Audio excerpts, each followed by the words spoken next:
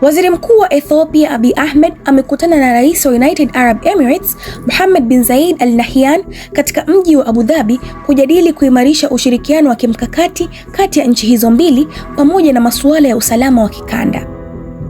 Kwa mujibu wa Emirates News Agency, viongozi hao walifanya mazungumzo ya ngazi ya juu yaliyolenga kupanua ushirikiano katika biashara, uwekezaji na miradi ya maendeleo kati ya Ethiopia na Umoja wa Falme za Kiarabu.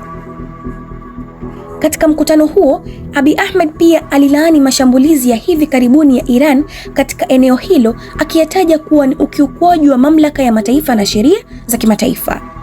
Alisisitiza umuhimu wa kuheshimu mipaka ya nchi na kulinda utulivu wa kikanda.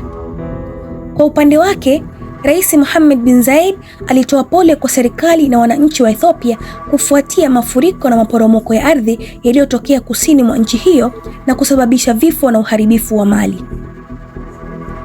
Pia aliahidi kuwa United Arab Emirates iko tayari kuendelea kutoa msaada kwa waathirika wa maafa hayo.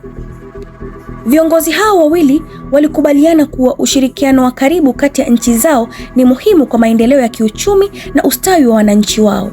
Pia walisisitiza umuhimu wa kutatua tofauti na migogoro ya kikanda kupitia diplomasia, mazungumzo na ushirikiano wa kimataifa.